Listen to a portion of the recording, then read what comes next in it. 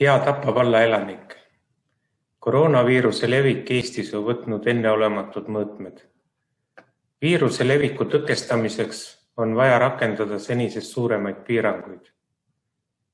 Vabariigi valitsuse otsusega on alates 11. märtsist kuni 11. aprillini kehtestatud ulatuslikud piirangud. Ka õues liikumisel tuleb kinni pidada 2+2 reeglist. Haridus on läinud üle distantsõppele. Sportimine, treenimine, noorsootöö ja huviharidus on siseruumides peatatud.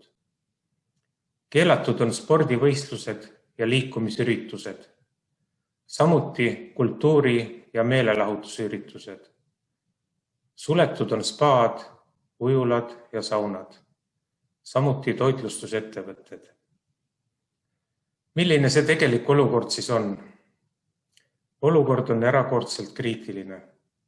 Praegu pole põhiküsimus ainult selles, kuidas pidurdada viiruse levikut, vaid ka selles, kuidas päästa inimelusid. Eesti on nakatumiskordajalt 100 000 elaniku kohta Euroopas esimesel kohal.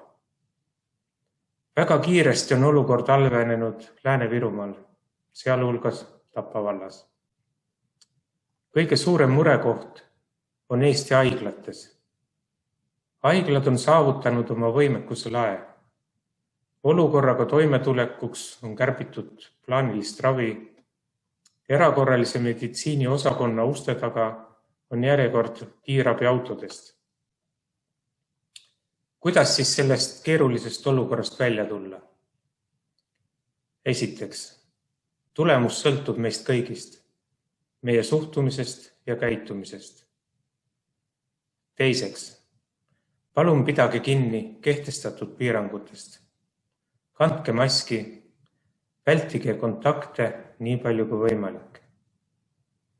Kolmandaks, kõige tõhusam viis viiruse lõplikuks seljatamiseks on vaktsineerimine.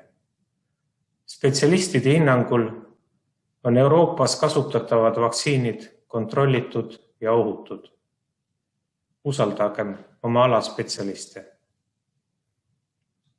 Head inimesed, vaid ühtsena käitudes ja piiranguid järgides saame raskest olukorrast välja tulla ja naasta tavapärase elu juurde. Olge terved!